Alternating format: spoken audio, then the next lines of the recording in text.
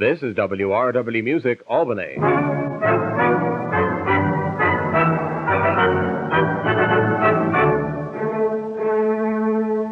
Just arrived at Midas Brake Shop, a fleet of brand new 62 cars.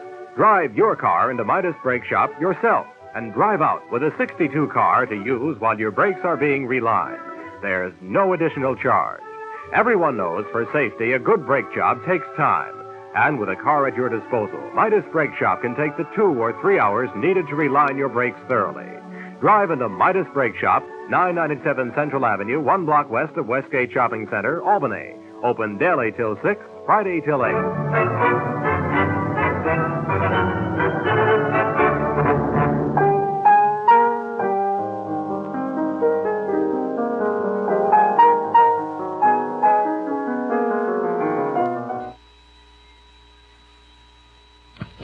And now, a tale well calculated to keep you in suspense. In a moment, Act One of Golden Years, starring Peter Fernandez and Rosemary Rice, and written especially for Suspense by William N. Robson. This portion brought to you by the makers of Parliament cigarettes.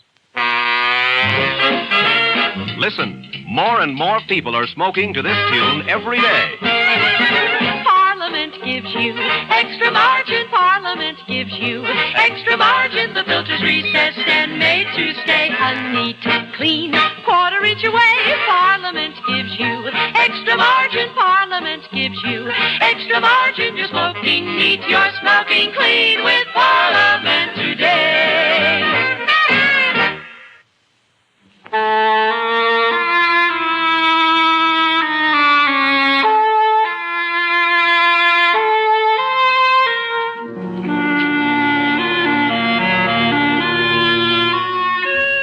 I really didn't know Buddy well at all.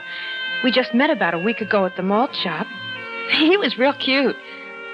He thought I was cute, too. At least he said he did. And last night we had this date.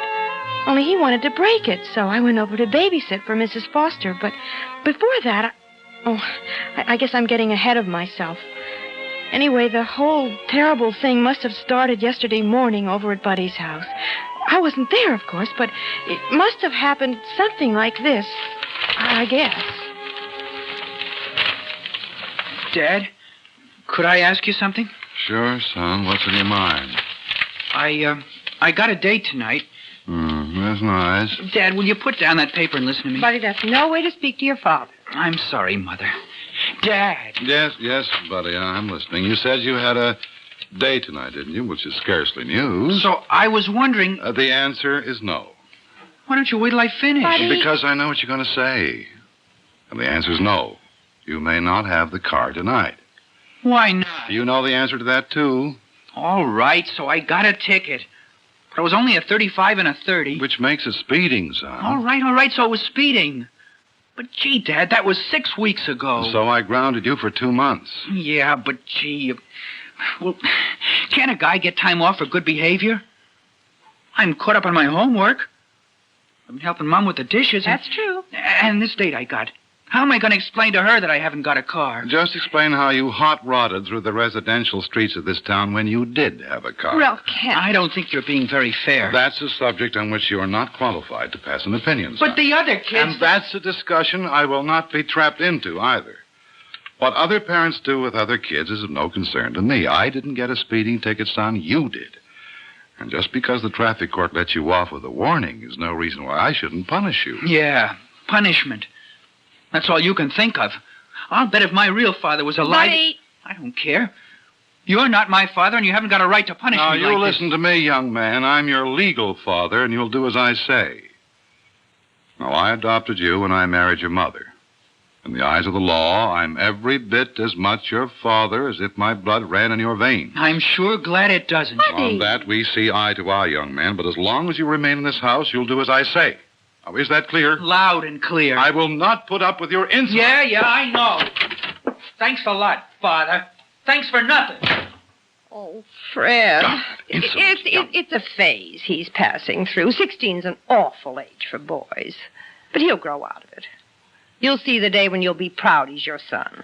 I sometimes wonder if I'll live that long.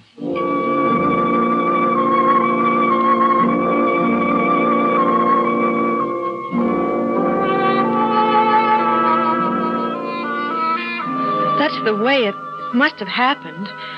Something like that, I guess. Anyway, like I said, I had this date with Buddy last night. Only I ran into him sort of accidentally in the afternoon. You see, I dropped into the malt shop for a Coke. And I played a few records, and then, guess what? Who should walk in but Buddy? Hi, Sue. Oh, hiya, Buddy. What you doing? Nothing. Me too. Funny. What? It's a coincidence, kind of. What is? Oh, this. Me dropping in for a Coke, and you dropping in. Coincidence. Yeah. What's the matter, Buddy? Nothing. You're awful quiet. Look, Sue, I gotta break our date tonight. Well, why, Buddy? My old man won't let me have the car. Oh, well, that's all right. We don't have to go anyplace. It's not all right. Hey, look. I've got an idea. Mrs. Foster wanted me to babysit for her this evening. I could tell her yes. And then you can come over there and, well, we can listen to records or look at TV or something. She won't mind. It's nice of you to be so understanding, Sue, but don't you see, it's the principle of the thing. He's got no right treating me this way, like I was still in junior high school or something. I know, Buddy, but parents are all alike. They just never seem to learn. Well, he's gonna learn. Tonight. That's the real reason why I'm breaking our date. Huh? What do you mean? I'm gonna kill him. Tonight. You're kidding. No, I'm not, Sue. I mean it. I've got it all figured out. He always falls asleep after supper in front of the TV, waiting for the 9 o'clock news. When the news comes on, he wakes up, like an alarm clock. He looks at the news, and then he goes to bed. Only tonight he'll never see the news. He'll never wake up at all. What's so funny? You are. That imagination of yours, you're too far out. I'm serious, Sue. I'm going to do it tonight. Listen, I think you better come over to Mrs. Foster's with me tonight, and we'll talk about it. There's nothing to talk about. I've made up my mind. He's had this coming to him for a long time, that dirty old... Buddy! That's no way to talk about your father. Well, that's just it, Sue. He isn't my real father. He's my stepfather, and I hate him. I've hated him ever since I was a little boy. But that's no reason to kill him. It's reason enough for me. I've taken enough from him. I'm not going to let him push me around anymore.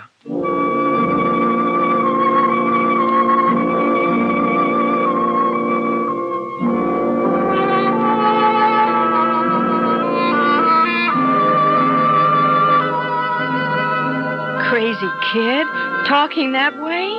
Crazy. I didn't really take him seriously then. It wasn't until later when...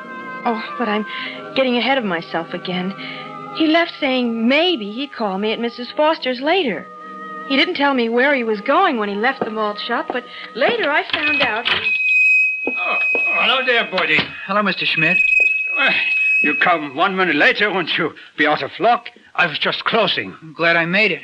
Well, what will it be? I need a box of ammo for my 22. So, are you going hunting? Yeah, I'm going hunting. You have a note from your father? For what? You did not know? The last time I sold you bullets, your father raised Cain with me. Said not to sell you any more without his permission. He did? So, you didn't know anything about it? Well, he never said a word to me. Well, I'm sorry, Buddy, but you'll have to get his permission first. Yeah, get his permission. Always get his permission. Will there be anything else before I close up? No, I guess not, Mr. Schmidt. You get that note from your father, and I'll be glad to oblige. Sure, Mr. Schmidt. Hey, wait a minute. This'll do the trick. What? This hunting knife. Yeah, more quiet than a bullet. What are you talking about, Buddy? Nothing, Mr. Schmidt. I'll take this knife. Put it on my dad's bill, will you, please? Yeah, sure. Buddy, I'm sorry about the bullets. No sweat, Mr. Schmidt.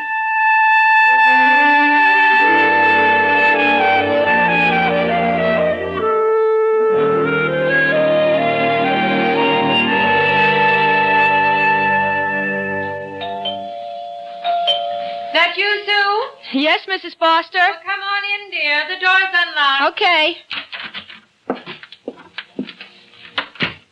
The baby's dinner things are laid out in the kitchen. I'm so glad you were able to come over and help out tonight.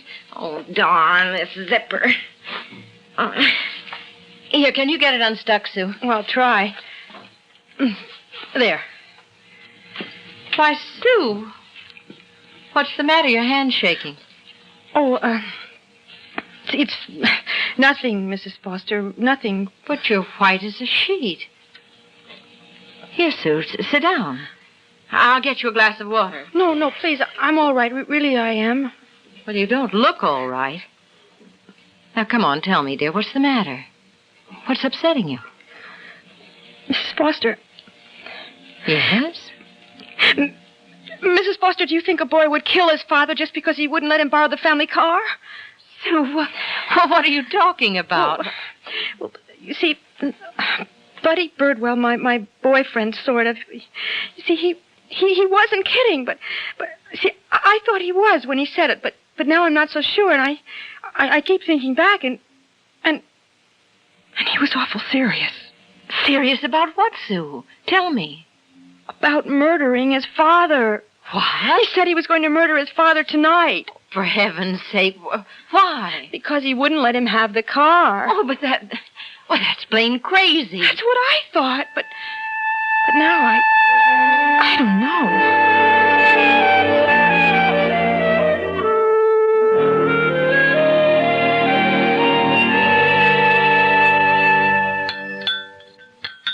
Buddy, you've hardly touched your supper. I'm not hungry, Mom. Well, maybe he's in love. Ha! Big joke. Oh, now look. Well, didn't I hear you say you had another date tonight, son? How can you have a date without a car? Oh, well, now, you could walk. Walking went out with the horse and buggy. Oh. Along with courtesy and politeness to your elders? Look, let's just change the subject, Yes, huh? let's do Don't that. you always. What's the big idea of telling Mr. Schmidt not to sell me any ammunition for my Now, 22? Look, son, look, you shoot that gun the same way as you drive the car. You'll end up killing somebody with one or the other unless you stopped. How right you are, Daddy-O.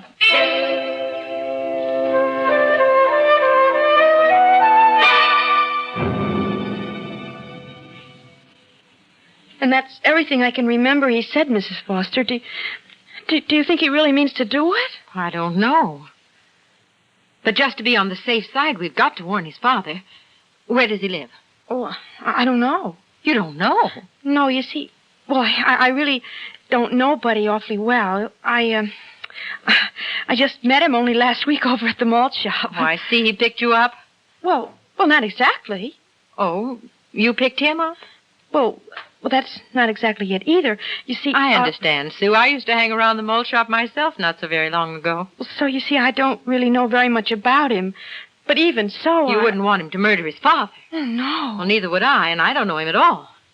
Now, let's see if we can find their telephone number. But, Mrs. Foster, you have an important meeting to go to. That's right, Sue, and you know what the meeting's about? No. Well, believe it or not, it's a meeting of the Mayor's Committee on Crime Prevention. Oh, no. So if I can prevent a crime without leaving the house, why attend a meeting on the subject? Now, what's this lethal Lothario's name? Buddy Birdwell. You don't think he was serious, do you? I don't know, Sue, but I'm surely going to find out. Birdwell? Yes, that's right. A, B, the A, the D, the I. Here we are, Birdwell. I'll tell there aren't very many in the book, so we'll begin with Birdwell Albert.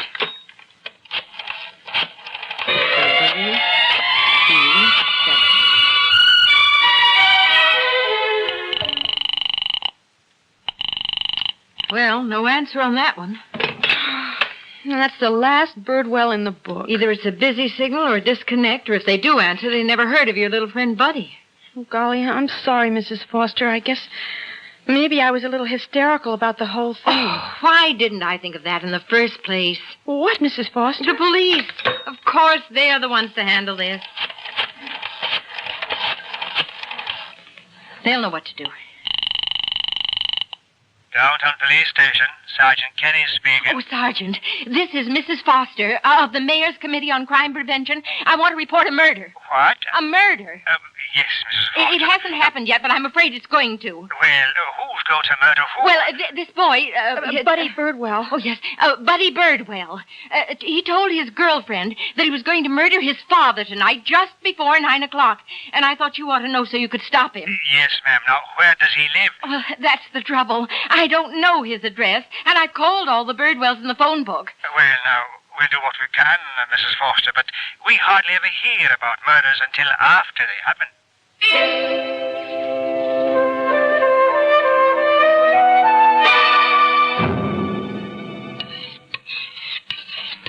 Mother, Yes, Bunny. why did you marry Dad? Because I loved him. Well, that was a long time ago when I was a little boy. Do you still love him? Of course I do. Would you care if anything happened to him? Why are you asking me such questions? I'm growing up, Mother. I've got to know a lot of answers. Stop scraping that knife on that stone. It makes me nervous. Okay, Mother. It's got a good edge now. A nice razor-sharp edge. You didn't answer my question. Would you care if anything happened to him? Well, of course I'd care. He's my husband. He's my whole life ever You since... too. Me what? You're on his side. I don't know what you mean. Mother, why did you divorce my real father? Oh, Buddy, we've been through all this. Have we? Tell me again. Tell me, why did you divorce him? I didn't love him anymore. What about me? You didn't love me either then. You sent my father away. A boy needs a father, and you sent him away. I had nothing to do with that. I divorced him, but I did not send him to Korea. Maybe he wouldn't have had to go if you hadn't divorced him. Now stop it, Buddy. I won't listen another minute. What I did for your good as well as my own happiness. You sent my father away.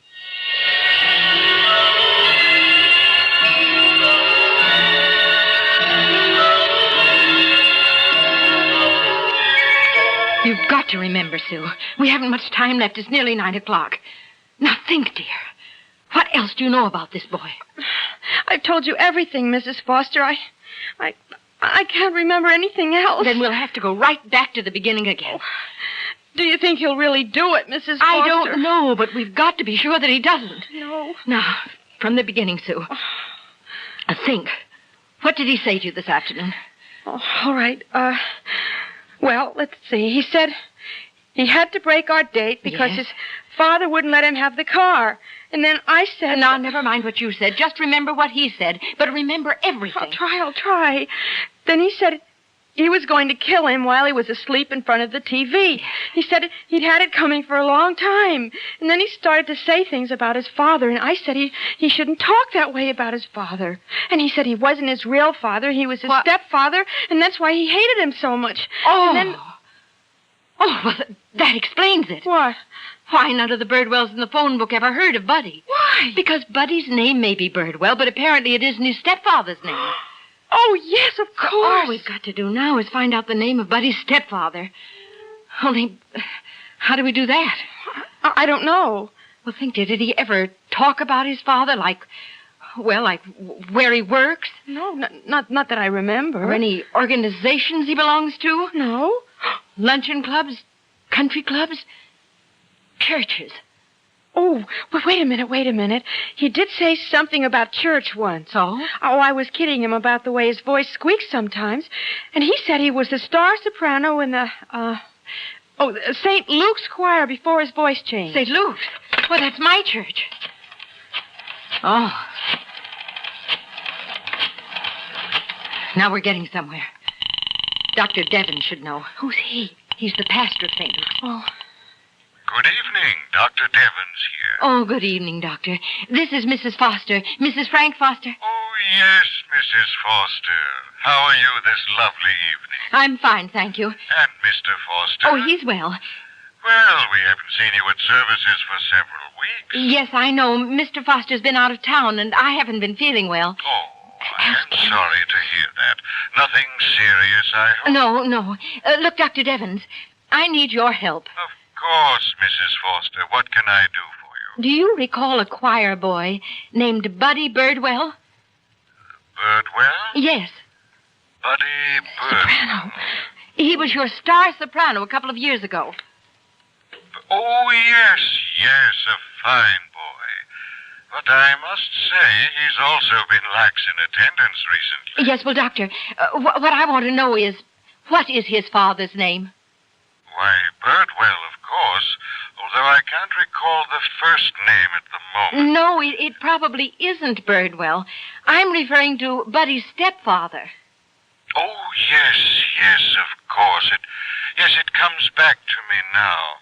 His Buddy was very proud of his real father, and he insisted on reassuming his name when he became 40. Yes, but the stepfather, what's his name? Does he know? See, oh, dear, it's on the tip of my tongue.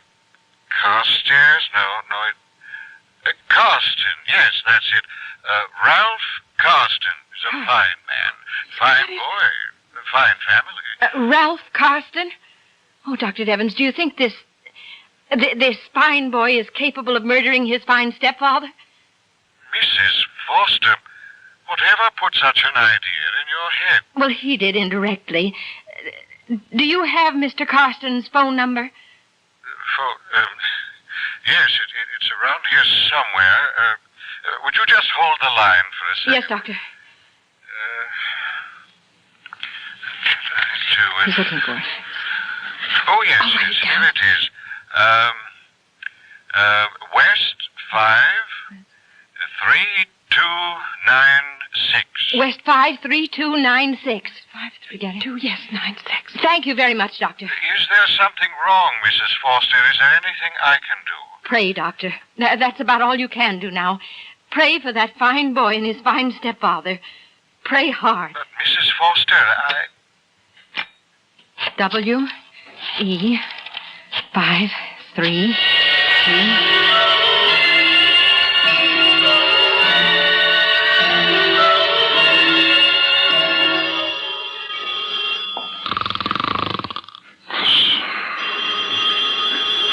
Darn it. The phone's ringing. Why doesn't somebody answer that phone? Buddy. Buddy, why are you standing there with that knife in your hand? Answer the phone. Buddy, don't you hear me? Yes, Dad. Hello? Hello, is this the Carston residence? Yes, ma'am. Is this Buddy Birdwell? Yes. You haven't... Your father, is he there? He's here. Is he all right? You didn't... He's all right. The phone rang and woke him up in time. For goodness sakes, what in the devil's going on here? I'm sorry, Dad. I'm sorry. What do you mean you're sorry? Here, give me that phone. Hello? Hello? Hello, Mr. Carston? Yes, who is this? Well, this is Mrs. Foster speaking, Mr. Carston. Are you all right? All right. Well, of course I'm all right, except the phone woke me up. And the first thing I see is this son of mine standing over me with a knife. Now he's just standing here blubbering like a baby. Look, what's going on around here? Mr. Carston, you don't know me, and I don't know you, but please don't think me a busybody or a meddler when I tell you this. Tell me what? Just this. That son of yours needs you. He needs your understanding and maybe your help. Try to give it to him, will you? For your own good.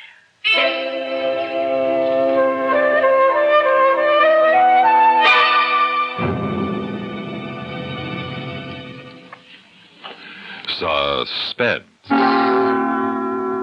You have been listening to Golden Years, starring Peter Fernandez and Rosemary Rice, and written especially for Suspense by William N. Robson. In a moment, a word about next week's story of Suspense.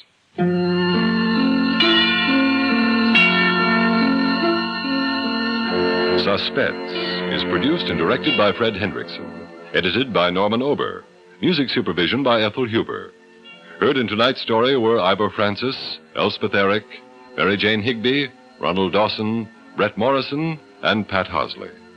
Listen again next week when we return with Point of a Needle, written by Joseph Cochran. Another tale well calculated to keep you in suspense.